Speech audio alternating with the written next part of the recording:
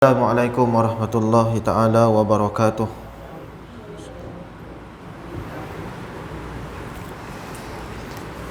A'udzu billahi minasyaitonir rajim.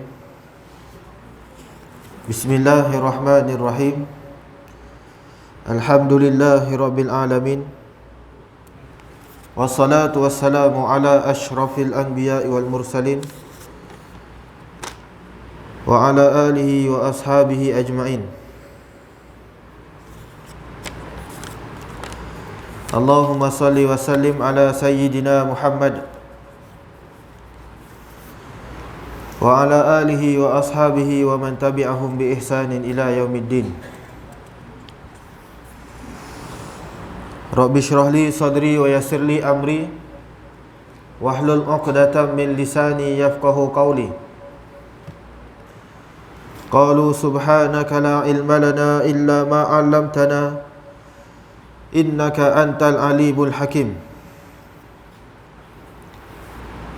Alhamdulillah. Yang saya hormati Tuan Pengerusi, yang saya hormati Tuan Imam, Tuan Bilal, tuan-tuan guru, muslimin muslimat yang dirahmati Allah. Pertamanya, sama-sama kita mengucapkan syukur kepada Allah Subhanahu wa taala atas kesempatan yang telah diberikan oleh Allah dapat kita bersama pada malam ini. Kita menunaikan salat secara berjemaah. Sama-sama kita duduk dalam majlis ilmu. Kita niat iktikaf dalam rumah Allah. Alhamdulillah, syukur kepada Allah Subhanahu wa taala, Allah kurniakan nikmat pada hari ini, dan nikmat yang paling besar, nikmat iman dan juga nikmat Islam. Alhamdulillah, kita menyambut satu hari yang disebut sebagai hari kelahiran baginda Nabi sallallahu alaihi wasallam, Maulidur Rasul, pada hari semalam 12 Rabiul Awal. Alhamdulillah, bersempena dengan malam ataupun bulan kelahiran Rasulullah sallallahu alaihi wasallam, sama-sama kita memperbanyakkan selawat ke atas baginda Nabi. Kerana Nabi pernah bersabda dalam satu hadisnya, man shalla alayya salatan wahidatan sallallahu alaihi asyra salawatin wa huttat anhu asyra khati'atin wa rufi'at lahu asyru darajatin. Sesiapa yang mengucapkan selawat kepadaku sebanyak satu kali, maka Allah akan berselawat baginya sebanyak 10 kali, dan digugurkan 10 kesalahan dosa-dosanya, serta ditinggikan baginya 10 darajat tingkatan di syurga kelak. Hadis sahih riwayat Imam An-Nasa'i. Dengan satu kali selawat, Allah balas 3 kali ganda pahala. Yang pertama, Allah berselawat ke atas kita 10 kali. Yang kedua, Allah gugurkan 10 dosa. Yang ketiga, Allah angkat 10 darajat. Sekali je selawat. Itu baru sekali. Kalau 10 kali, tuan-tuan yang dirahmati Allah, itu antara tanda kita cinta dan sayang kepada Rasulullah. Kita memperbanyakkan selawat ke atas Nabi. Ada satu kisah seorang sahabat ni, dia punya sayang dan cinta dia kepada Nabi SAW. Seorang sahabat yang bernama Sauban. Nama sahabat ni Sauban nama dia. Beliau ni sangat kasih dan cinta kepada Nabi SAW. Dia selalu berdamping dengan Nabi. Satu malam tu Sauban dia tak dapat tidur kerana terlalu memikirkan dirinya tidak dapat bersama dengan Rasulullah SAW. Malam tu dia tak boleh tidur sebab dia tak dapat jumpa Nabi. Dia fikir dalam diri dia, dia kata apa? Waktu di dunia ni Waktu malam hari aku berpisah dengan Nabi pun aku dah rasa tak sedap hati. Bagaimana keadaan aku di hari akhirat kelak? Kalau aku masuk syurga, nescaya Rasulullah syurganya lebih tinggi daripada aku. Dah tentu tak dapat nak jumpa. Kata Sauban, kalau aku masuk syurga, syurga Nabi lagi tinggi. Dah tentu-tentu tak jumpa. Kalau aku masuk neraka, dia kata, lagilah tentu tak jumpa. Sebab Nabi duduk syurga, dia dekat neraka. Sepanjang malam itu dia memikirkan tentang Rasulullah. Dia fikir macam mana dia nak bersama dengan Nabi 24 jam. Sampaikan matanya kemerah-merahan. Tak cukup tidur. Bukan tengok bola. Kita bangun pukul 3 tengok bola. Tuan-tuan, Sauban mata dia merah, dia bukan tengok bola. Mata dia merah sebab dia fikirkan Rasulullah. Tak boleh tidur sebab fikirkan Nabi. Besok paginya dia datang solat subuh berjemaah dengan Rasulullah. Habis saja solat subuh berjemaah, Nabi biasanya dia akan pusing belakang, dia akan pandang sahabat-sahabatnya. Nabi terpandang kepada Sauban radhiyallahu taala anhu. Dia tengok Sauban matanya merah. Maka Nabi tanya, "Wahai Sauban, kenapa mata kau merah? Adakah kamu sakit? Kenapa mata kamu merah-merah? Tak cukup tidur?" Maka Sauban pun menceritakan halnya. Dia kata, "Malam tadi saya tak dapat tidur kerana memikirkanmu ya Rasulullah. Kalau hari akhirat kelak aku masuk syurga, sudah tentu syurga kamu lebih tinggi. Dah tentu tak dapat nak jumpa ya Rasulullah. Jadi aku fikir malam tadi, sampai tak boleh tidur, merah-merah mata dia." Tuan-tuan, apa kata Nabi SAW? Nabi bersabda, "Man ahya sunnati faqad ahabbani, wa man ahabbani kana ma'i fil jannah." Kata Nabi, barang siapa yang menghidupkan sunnah aku, maka sesungguhnya dia telah mencintai aku. Dan sesiapa yang mencintai aku, nescaya dia akan bersama-sama dengan aku di dalam syurga kelak. Tuan-tuan, hadis riwayat daripada Anas radhiyallahu taala anhu. Nabi bagi ayat penenang kepada Sauban.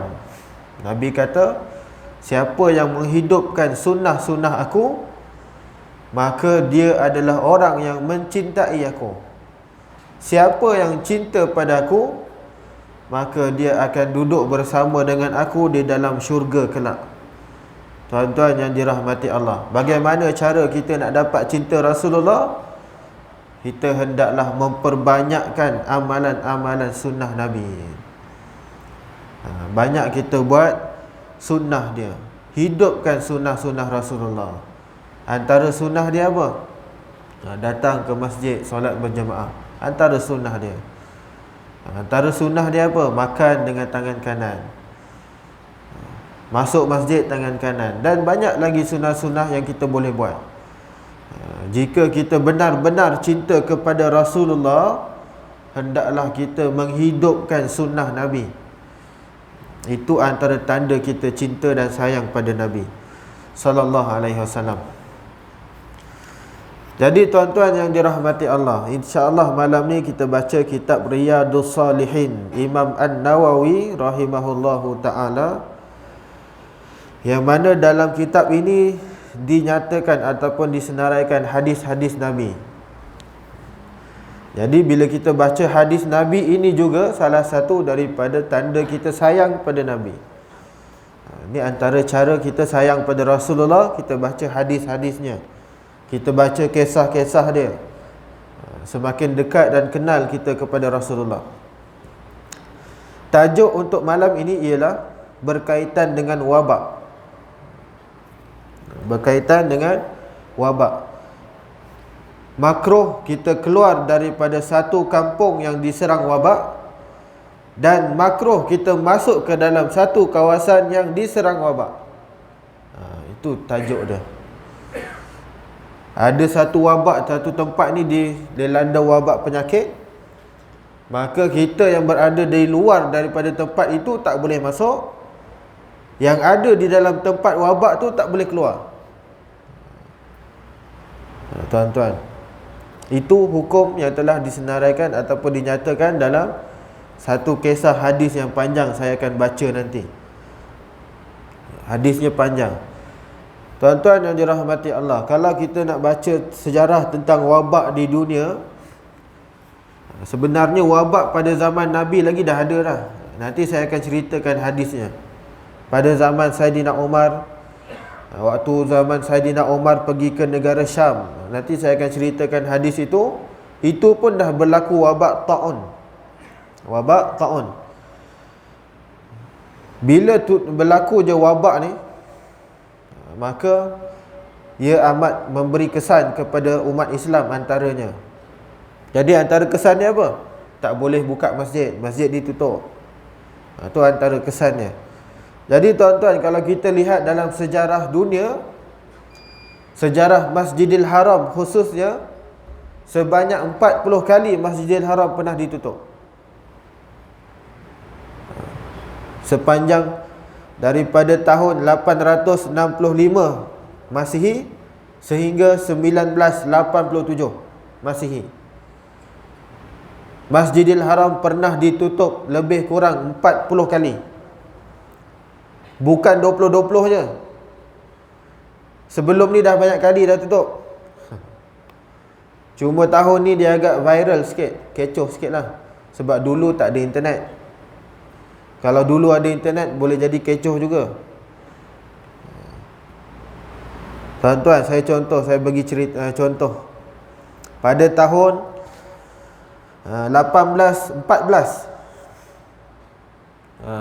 di dunia telah melanda satu wabak kolera, taun kolera, yang mana menyebabkan 8,000 jemaah haji meninggal dunia. 8,000 jemaah haji. 1814. Tuan-tuan dah ada? Belum. Mana ada 1814. Itu zaman Hang Tuah dulu. Tak ada. 8,000 orang meninggal.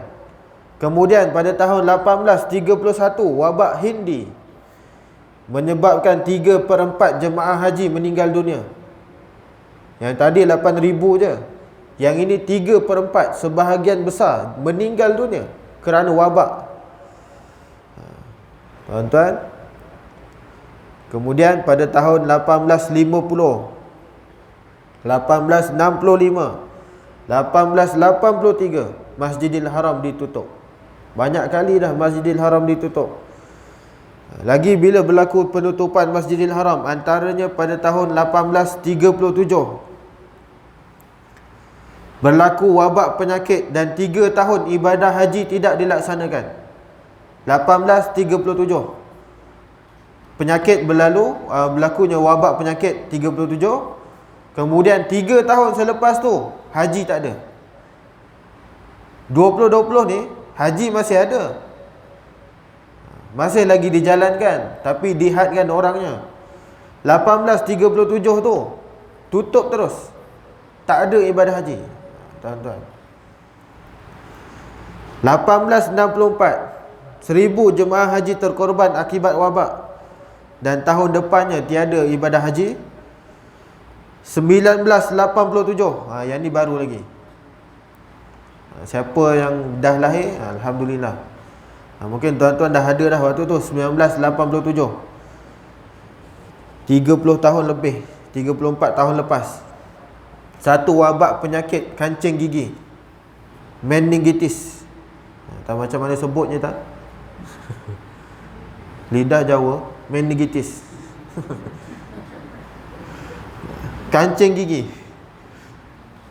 Lebih 10,000 jemaah dijangkiti. 10,000 jemaah haji dijangkiti waktu tu, dan menyebabkan ibadah haji ditutup lagi sekali. 1987 Masjidil Haram pernah ditutup oleh kerana wabak. Bukan hanya pada tahun 2020 sahaja, tapi sebelum itu dah 40 kali tutup dah. Tuan-tuan yang dirahmati Allah. Jadi bila berlaku pada tahun 2020 ni, dengan adanya akses internet yang hebat, yang laju dan sebagainya, maka rakyat pun jadilah seorang yang bijaksana. Dia kata apa? Inilah agenda Dajjal, Yahudi laknatullah, macam-macam lah lagi. Dia kata solat jarak-jarak ini adalah agenda Yahudi, Zionis. Tuan-tuan yang dirahmati Allah, nanti kita akan masuk bab tu. Seterusnya dalam bab wabak ni tuan-tuan, ada satu hadis yang panjang dia cerita. Sebelum tu saya nak sampaikan satu ayat Al-Quran yang menjelaskan dalam surah Al-Baqarah ayat 195. Wala tulqu biaidikum ila tahlukah, dan janganlah kalian menjatuhkan diri kamu sendiri ke dalam lembah kebinasaan. Surah Al-Baqarah ayat 195. Segala perkara yang boleh menyebabkan kerosakan, semua perkara yang boleh menyebabkan bahaya dan kebinasaan, maka kita jangan buat, tak boleh buat. Contoh, minum arak, bahaya tak bahaya minum arak? Bahaya, jadi kita tak boleh buat, hukumnya haram. Isap dadah, bahaya tak isap dadah? Bahaya. Boleh buat tak? Tak boleh, sebab dia membahayakan badan. Judi bahaya tak? Judi tak bahaya. Judi pun bahaya. Dia boleh merosakkan harta. Maka kita dilarang buat. Zina, bahaya tak bahaya? Bahaya, merosakkan keturunan. Maka kita jangan buat, dilarang buat. Wala tulku, jangan kamu masuk dalam lembah kebinasaan. Jadi ayat ini umum, Allah jelaskan secara umum. Maka segala perkara yang bahaya, yang membinasakan, kita tak boleh buat. Itu poinnya. Yang mana merosakkan tubuh badan, tak boleh buat. Rokok bahaya. Yang tu tuan-tuan jawab sendiri, saya tak ada jawapan. Tuan-tuan yang dirahmati Allah, saya nak sampaikan satu hadis yang panjang ni. Ini satu kisah pada ketika mana zaman Umar Al-Khattab. Berlaku kepada Umar Al-Khattab. Hadis daripada Ibnu Abbas radhiyallahu taala anhuma, anna Umar bin Al-Khattab radhiyallahu taala anhu kharaja ila Syami hatta idza kana bi surghin laqiyahu umara'ul ajnad Abu Ubaidah bin Al-Jarrah wa ashabuhu fa akhbaruhu anna al-waba'a qad waqa'a bi Syam. Satu ketika Umar Al-Khattab telah keluar menuju ke negara Syam dengan tenteranya.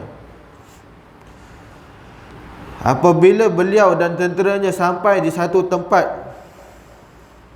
yang dinamakan Surh, yang ini belum sampai Syam lagi ni, belum sampai Syam,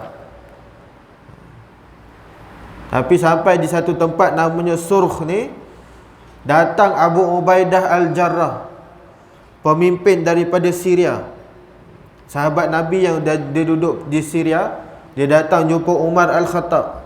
Dia kata, wahai Umar, di negara Syam ketika ini sedang dilanda wabak taun. Umar dengan tentera tak sampai lagi, tapi Abu Ubaidah dah kejar dulu, ada taun di Syam. Itu makluman awal. Kemudian Ibnu Abbas berkata, faqala li Umar ud'u ilal muhajirin al-awwalin fada'awtuhum fastasharahum wa akhbarahum anna al-waba'a qad waqa'a bi Syam fakhtalafu faqala ba'duhum kharajta li amrin wa la nara an tarji'a anhu wa qala ba'duhum ma'aka baqiyatun nas wa ashabu Rasulillah sallallahu alaihi wasallam wa la nara an tuqdimahum ala hadzal waba'. Bila Umar dapat sahaja berita berkenaan dengan wabak di negara Syam ini, maka Umar pun dia nak buat meeting, mesyuarat. Maka dia panggil Ibnu Abbas, wahai Ibnu Abbas, tolong kumpulkan orang-orang muhajirin, aku nak tanya pendapat dia. nak tanya pendapat mereka Muhajirin ni. Maka Umar pun tanya, wahai golongan Muhajirin, apa pendapat kamu? Di negara Syam ada wabak, nak teruskan jalan atau patah balik? Nak jalan ke patah balik? Maka Muhajirin ni dia pecah dua. Ada dua bahagian. Sebahagian ni kata apa? Wahai Umar, teruskan. Jangan takut. Takut Covid ke? Macam itulah. Kan orang suka tanya, takut Covid ke takut Allah? Macam tu. Teruskan Umar, takkan takut wabak kot jalan. Sebahagian yang dia berkata, jangan wahai Umar. Di kalangan kita ramai para sahabat Nabi, lebih baik kita patah balik ke Madinah. Tak perlu teruskan ke negara Syam. Patah balik. Maka Umar kata apa? Kalau begitu keluar kamu. Orang minta pendapat, kau bagi dua pula. Lagi pening kepala Umar. Maka Ibnu Abbas pun kata, Umar pun kata, wahai Ibnu Abbas, kau panggil pula golongan Ansar. Ud'u li Ansar. Panggil golongan Ansar. Fada'autuhum fastasharahum fasalaku sabilal muhajirin wa ikhtalafu ka ikhtilafihim. Maka Ibnu Abbas panggil golongan Ansar. Umar pun tanya, wahai golongan Ansar, apa pendapat kamu? Di negara Syam ada wabak penyakit, nak terus atau patah balik? Maka golongan Ansar pun sama, pecah dua. Ada kata kita jalan terus, ada kata patah balik je lah Umar. Tak berani aku nak Covid ni. Lebih baik balik je. Umar kata keluar kamu. Sama juga macam Muhajirin. Umar panggil Ibnu Abbas, wahai Ibnu Abbas, ud'u li man kana ha huna min masyakhati Quraisy min muhajiratil fathi. Fada'autuhum falam yakhtalif alaihi minhum rajulan. Faqalu nara an tarji'a bin nas wala tuqdimahum ala hadzal waba. Maka Umar pun panggil Ibnu Abbas. Ibnu Abbas, kau tolong panggil pula golongan pembesar-pembesar Quraisy. Panggil pula, ada tak pembesar-pembesar Quraisy? Panggil mereka, aku nak tanya pendapat. Maka Umar pun tanya, wahai pembesar Quraisy sekalian, macam mana, nak terus jalan ataupun kita pulang ke Madinah? Maka pembesar Quraisy sepakat. Dia tak ada pecah dua. Dia sepakat, dia kata apa? Wahai Umar, kalau macam tu kita balik saja. Tak perlu kita nak masuk ke tempat wabak itu. Maka Umar pun menetapkan satu ketetapan. Dia kata apa? Fanada Umaru finnas inni musabbihun ala zahrin fa asbihu alaihi. Maka Umar pun bagi perutusan. Dia kata apa? Wahai sahabat-sahabatku, di Syam ada wabak, maka kita ambil keputusan untuk patah balik ke Madinah. Tak jadi pergi ke negara Syam, sebab di sana ada wabak penyakit. Umar buat ketetapan begitu. Adakah Umar takut Covid? Abu Ubaidah bangun. Abu Ubaidah Al-Jarrah dia tanya, afiraran min qadarillah? Wahai Umar, adakah kamu nak lari daripada takdir Allah? Dekat situ soalan dia. Abu Ubaidah ni dia tanya macam itulah, adakah kamu nak lari daripada takdir Allah? Tuan-tuan yang dirahmati Allah, maka kata Umar, faqala Umaru law ghairuka qalaha ya Aba Ubaidah wa kana Umaru yakrahu khilafahu. Na'am, nafiru min qadarillah ila qadarillah. Umar kata apa? Nasib baik yang tanya itu Abu Ubaidah, sebab ini antara sahabat Nabi yang agung, Abu Ubaidah ni. Kalau orang lain dah kena dah ni, kata Umar. Maka Umar kata macam mana? Umar pun dia jawab, ya, aku lari daripada takdir Allah kepada takdir Allah yang lain. Jawapan Umar. Orang bijaksana jawab memang macam tu. Umar Al-Khattab seorang yang bijaksana. Dia jawab macam mana? Memang betul. saya lari daripada takdir Allah kepada takdir Allah yang lain. Kedua-dua ni takdir Allah. Bijak pandai. Nanti kalau ada orang tanya, "Acik takut Covid ke?" Apa kita nak jawab? "Acik takut takdir Allah ke?" Boleh kita jawab cara Umar. Bukan takut. Kita tak lari daripada takdir yang ni, tapi kita pergi pada takdir yang ni. Itu jawapan Umar Al-Khattab. Tuan-tuan yang dirahmati Allah, maka Umar bagi contoh. Dia kata apa? "Ara'aita law kana laka ibilun habatat wadiyan lahu udwatan ihdahuma khasbatun wal ukhra jadbatun alaysa in ra'aital khasbah ra'aitaha biqadarillah wa in ra'aital jadbah ra'aitaha biqadarillah." Umar tanya Abu Ubaidah, "Wahai Abu Ubaidah, dekat sini ada dua kumpulan unta, ibil. Satu unta ni dia pergi ke makan di tanah gersang. Satu grup ni dia pergi tanah yang gersang, yang tak ada makanan. Satu unta lagi dia pergi makan di tanah yang segar, subur. Yang ini pergi tanah gersang, yang ini pergi tanah subur." Maka Umar tanya, "Wahai Abu Ubaidah, adakah yang ini bukan takdir Allah, yang ini takdir Allah, ataupun kedua-duanya ni takdir Allah?" Umar tanya macam tu. Yang ini pun sebenarnya adalah takdir Allah juga, yang ini pun takdir Allah juga. Kedua-duanya adalah takdir Allah, kata Umar. Yang pergi makan dekat tanah gersang pun takdir Allah, yang pergi makan dekat tanah subur ini pun takdir Allah. Kedua-duanya takdir Allah, kata Umar. Maka aku balik ke Madinah, ini juga takdir Allah. Jawapan seorang yang bijaksana. Maka datang Abdul Rahman bin Auf. Abdul Rahman bin Auf dia datang, faqala inna indi fi hadha ilman sami'tu Rasulullah sallallahu alaihi wasallam yaqul. Aku pernah mendengar Nabi pernah bersabda satu hadis. Dia kata apa? Idza sami'tum bihi bi ardin fala taqdimu alaih wa idza waqa'a bi ardin wa antum biha fala takhruju firaran minhu. Abdul Rahman bin Auf dia datang, dia kata, "Wahai Umar, aku pernah dengar Nabi pernah sebut, jika kamu mendengar satu tempat itu ada wabak, maka jangan kamu pergi masuk. Kalau kamu berada di luar tempat, kalau kamu berada di tempat wabak itu, maka kamu jangan keluar." Nabi sebut macam tu, kata Abdul Rahman bin Auf. Maka apa kata Umar? Fahamidallaha ta'ala wa ansaraf. Maka Umar kata, "Alhamdulillah, keputusan aku betul." Nabi kata, jangan masuk ke tempat wabak kalau kita berada di luar tempat. Kalau kita berada dalam tempat wabak itu, jangan kita keluar.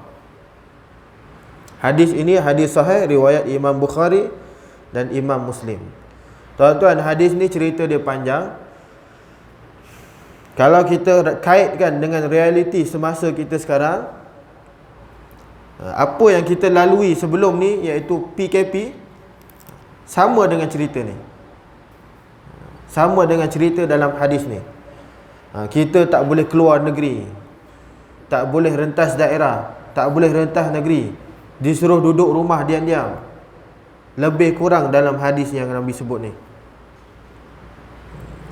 Apa yang kita buat selama ni, rupa-rupanya juga adalah sunnah Rasulullah yang disebut dalam hadis. Yang kita duk PKP ni, Perintah Kawalan Pergerakan tu, daripada tahun lepas bulan 3 sampailah tahun ni bulan 10. Tuan-tuan, apa yang kita lalui ada dah cerita dalam hadis. Barulah kita rasa macam mana sahabat rasa dulu. Tuan-tuan yang dirahmati Allah, daripada hadis yang panjang ini ada banyak pengajaran yang boleh kita dapat. Banyak pengajaran. Satu, pengajaran yang pertama ialah berkaitan dengan takdir Allah yang disebut oleh Abu Ubaidah tadi. Wahai Umar, kamu ni lari daripada takdir Allah ke? Tuan-tuan yang dirahmati Allah, ada sesetengah golongan ni, Ada golongan manusia yang dia kurang faham tentang takdir, ataupun dia boleh jadi belum faham. Ada satu hadis yang pernah saya sebut sebelum ni, berkaitan hadis penciptaan manusia. Penciptaan manusia, yang mana Nabi sebut, apabila manusia ni diciptakan oleh Allah dalam perut itu selama 9 bulan. Bila masa 4 bulan itu, dia akan ditiupkan roh. Masa sampai 120 hari, Allah tuliskan kepada dia 4 perkara. Yang pertama rezeki, yang kedua ajal, yang kedua amalannya, baik dan buruk dia. Allah tetapkan dah benda tu dalam perut lagi. Itu dinamanya takdir. Takdir Allah. Tuan-tuan, kalau kita nak lihat pada takdir, kata Syekh Ramadan Al-Buti, Syekh Said Ramadan Al-Buti, dia kata apa? Al-insan bainal musayyar wal mukhayyar. Manusia ni dia ada dua. Manusia ni dia terbahagi kepada dua. Ada satu perkara tu yang mana dia ni dijalankan, dia tak boleh pilih. Memang dia dah ditetapkan begitu, itulah dia. Tu namanya musayyar, tak boleh pilih. Contoh, tuan-tuan tak boleh pilih kita nak lahir agama apa. Memang kita dah ditakdirkan oleh Allah agama Islam. Tuan-tuan tak boleh nak pilih nak jadi rupa macam mana. Tuan-tuan boleh pilih ke dalam perut, saya nak kulit gelap-gelap sikit? Boleh? Dalam perut ibu, ya Allah, saya nak gelap sikit, boleh? Tak boleh. Memang lahir-lahir kalau gelap, gelap lah. Kalau putih, putih lah.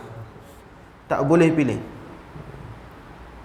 Tuan-tuan boleh pilih ke nak jadi lelaki ke perempuan dalam perut? Tak boleh. Ya Allah, ya Tuhanku, dalam perut ni kita doa, ya Allah, aku nak jadi lelaki. Ni dalam perut mak ni, ya Allah, aku nak jadi lelaki. Boleh tak minta? Tak boleh. Lahir-lahir lelaki, lahir-lahir perempuan, itu yang kita dah dijalankan. Memang tetap begitu. Manakala yang kedua mukhayyar, yang ini kita boleh pilih. Yang tadi memang kita tak boleh nak pilih, memang dah tetap begitu. Yang ini yang kita boleh pilih, mukhayyar. Contoh dia apa? Kita boleh pilih nak datang masjid ataupun tidak. Yang tu kita boleh pilih. Kalau nak datang masjid, silakan datang. Kalau rasa-rasa tak nak datang masjid, duduk rumah, tengok Upin pun boleh, tak ada masalah. Duduk rumah, tengok cerita kartun. Mukhayyar, boleh pilih. Tuan-tuan boleh pilih nak makan ke nak minum, silakan. Nak makan, makan, tak nak makan, sudah.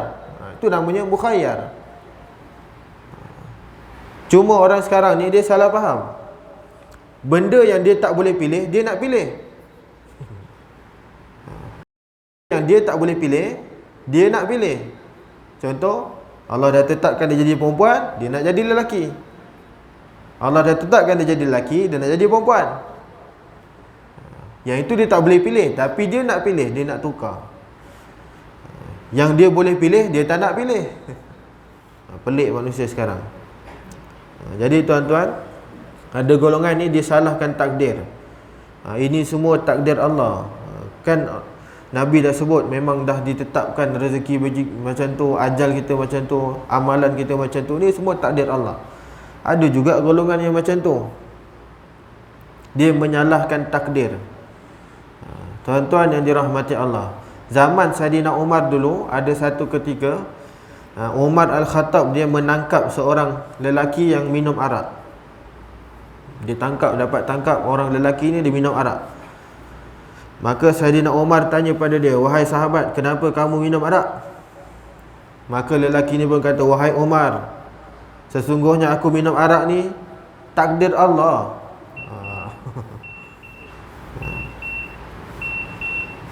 Takdir Allah, wahai Umar, nak buat macam mana? Jawapan dia macam tu. Aku minum arak takdir Allah, dia kata. Maka apa yang Umar buat pada dia? Umar rotan dia 80 kali sebat. Sepatutnya rotan bagi peminum arak 40 je. Tapi Umar gandakan 40 kali lagi. Sebab apa? 40 tu sebab dia minum arak, 40 sebab dia salah faham terhadap takdir Allah. Kena rotan 80. Tuan-tuan, dia salah faham terhadap takdir. Kenapa kau main judi? Nak buat macam mana ustaz? Takdir Allah. Allah dah takdirkan saya menang judi hari ni. Ya Allah, betul tak fahaman tu? Salah. Kan dah sebut tadi, kita ni boleh pilih, mukhayyar. Nak pilih syurga, neraka, boleh pilih. Yang itu kita boleh pilih. Dah takdir Allah, ustaz saya menang 10,000, saya main RM1 je, saya bagi RM1 je, 10,000 saya menang. Takdir Allah. Orang macam ni bukan sebat je, pukul dia dengan kelapa sawit ke, macam itulah. Salah faham terhadap takdir. Tuan-tuan yang dirahmati Allah, semua perkara yang berlaku di dunia memang atas takdir Allah. Tapi ada beberapa perkara yang saya sebut tadi, kita boleh pilih nak jadi ataupun tidak. Nak jadi ataupun tidak. Itu pengajaran pertama daripada hadis tu. Pengajaran kedua berkenaan dengan wabak. Bagaimana Islam mengajar kita untuk mendepani wabak penyakit. Bagaimana cara Rasulullah dan juga sahabat mengajarkan kepada kita cara nak menghindarkan diri daripada penyakit. Maka dia buat macam mana? Macam tadi itulah, jangan masuk ke tempat penyakit, dan orang yang dalam tu jangan keluar ke tempat lain, takut penyakit itu merebak. Tapi ada satu lagi kaedah lain yang digunakan oleh ulama usul fiqh. Ada satu kaedah yang masyhur yang digunakan. Kata kaedah itu, idza ta'arada mafsadatan ru'ya a'zamahuma dararan birtikabi akhaffahuma. Apabila bertembung dua mafsadah, dua mudarat, maka hendaklah kita menolak mudarat yang lebih besar dan kita mengambil mudarat yang lebih ringan. Dalam masa yang sama kita perlu usaha. Kita mendepani wabak, antara cara kita usaha macam mana? Kita doa, tawakal kepada Allah. Dalam masa yang sama kita kena usaha lain. Contoh, cocok vaksin. Cocok vaksin. Itu antara ikhtiar. Ikhtiar ataupun usaha. Bila bertembung dua mudarat, maka kita tolak mudarat yang lebih besar, kita ambil mudarat yang kecil. Vaksin tu ada mudarat tak? Ada. Siapa kata tak ada? Ada mudarat dia. Boleh jadi bila dia lepas vaksin dia jadi pening-pening lalat. Dia boleh demam sikit. Kalau yang lebih sikit dia jadi sesemua dan sebagainya, pengsan. Ada vaksin, ada dia punya mudarat dia. Tapi mudarat tu kecil. Berbanding kita tak ambil vaksin, mudarat dia lebih besar. Mudarat dia lebih besar daripada kita ambil vaksin. Jadi antara dua tu mudarat tu, kita ambil mudarat yang kecil. Itu contoh dia. Tuan-tuan yang dirahmati Allah, sebab tu ulama di Malaysia juga telah menetapkan bahawasanya vaksin itu hukumnya adalah harus. Memang dah tetap dah hukumnya harus. Hukumnya harus. Jadi kita boleh ambil vaksin tu. Vaksin itu suci dan halal diambil, tak ada masalah, silakan. Melainkan kalau tuan-tuan dan puan-puan takut jarum, yang itu lain cerita lah. Dah besar-besar takut jarum. Anak saya 2 bulan, 3 bulan cocok relax je. Budak kecil cocok jarum relax je. Anak-anak budak-budak besar, dewasa pula takut jarum. Yang tu pelik. Tuan-tuan dan dirahmati Allah, apa kesan vaksin ni? Bila kita vaksin, dia akan mengurangkan risiko. Yang ni disebut oleh ialah pakar-pakar perubatan, antaranya kajian daripada Kementerian Kesihatan sendiri. Dia kata apa? Pada tarikh 23 September bulan lepas, dia pernah sebut Kementerian Kesihatan mengesahkan vaksin akan mengurangkan risiko kematian. Vaksin COVID tu mengurangkan risiko kematian 88%. Bukan 100%, 88%. Boleh jadi adalah sikit, tapi mengurangkan. Dia kata tak ada langsung, tak kata macam tu. Tuan-tuan, lagi dia kata apa? 2 dos vaksin akan mengurangkan kemasukan penyakit ke hospital. Kalau tuan-tuan dah 2 dos, kalau terkena COVID, contoh na'udzubillah, jangan minta, tak nak lah kata gitu, tak nak. Na'udzubillah. Kalau terkena pun boleh kuarantin dekat rumah aja, duduk relax aja. Paling tidak pun ada sesama, lap ingoh sikit, macam tu je lah. Boleh jadi demam sikit, itu sahaja. Tak ada selebih daripada itu. Kalau ada pun lebih sikit je lah. Itu antara kajian-kajiannya. Jadi sebab tu ulama-ulama usul fiqh dia kata apa? Bertembung dua mudarat, maka kita ambil mudarat yang lebih kecil, tolak mudarat yang besar. Banyak lagi contoh-contoh lain. Saya bagi contoh lain. Tuan-tuan, kalau pernah terjadi satu luka di badan, contohnya dekat belakang badan ni ada luka besar, belakang badan ada luka.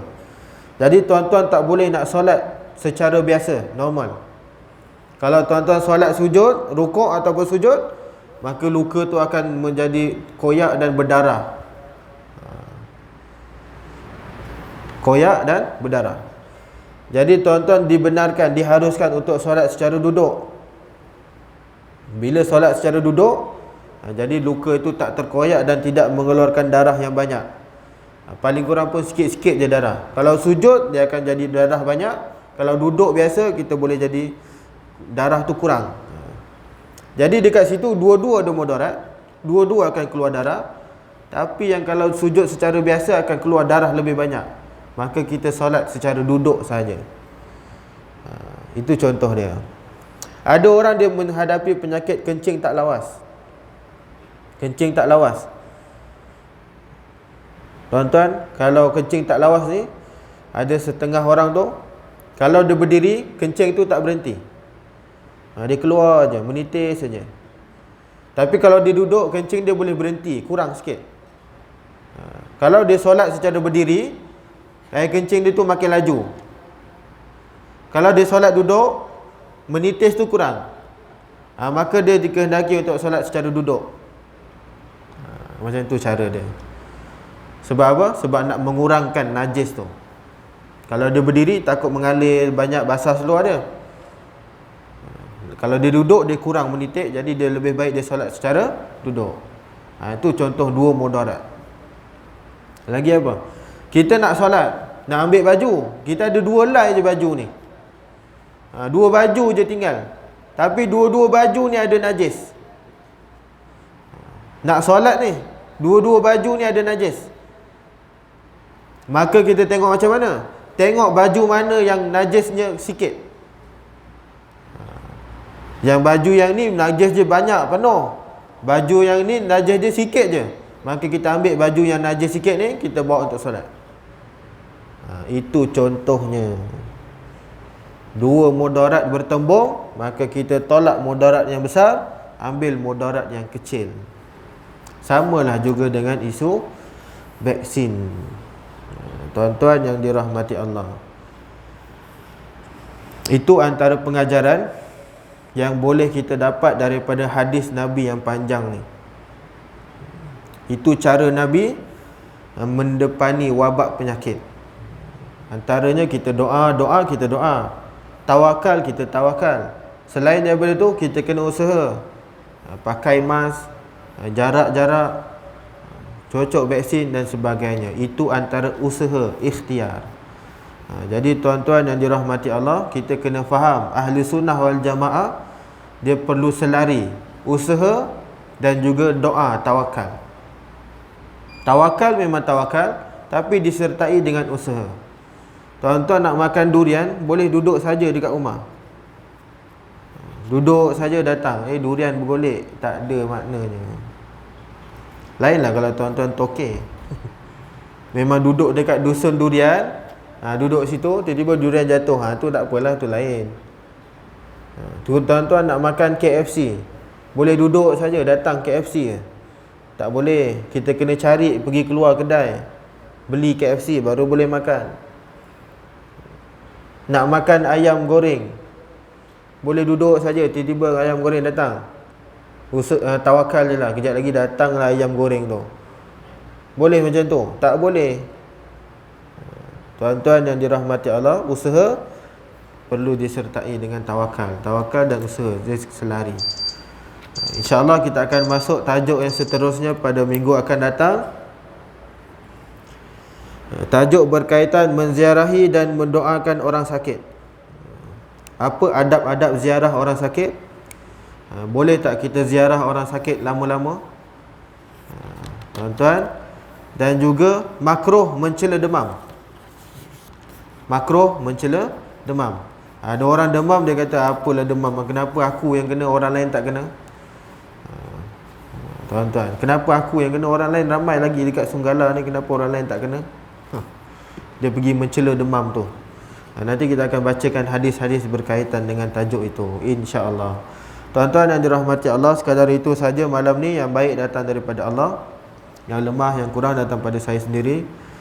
Aqulu qawli hadza wa astaghfirullahal azim li wa lakum, wa billahi taufiq wal hidayah. Wassalamualaikum warahmatullahi wabarakatuh. A'udzu billahi minasyaitonir rajim. Bismillahirrahmanirrahim. Alhamdulillahi rabbil alamin. Wassalatu wassalamu ala asyrafil anbiya'i wal mursalin wa ala alihi wa sahbihi ajma'in. Allahumma rzuqna mutaba'atin nabiy sallallahu alaihi wasallam. Awalan wa akhiran wa zahiran wa batinan wa qawlan wa fi'lan wa ibadatan wa amalan salihah. Allahumma faqihna fid din wa 'allimna ta'wil. Rabbana atina fid dunya hasanah wa fil akhirati hasanah wa qina adzaban nar. Wa sallallahu ala sayidina Muhammad wa ala alihi wa sahbihi wa sallam. Walhamdulillahi rabbil alamin. Taqabbalallahu minkum.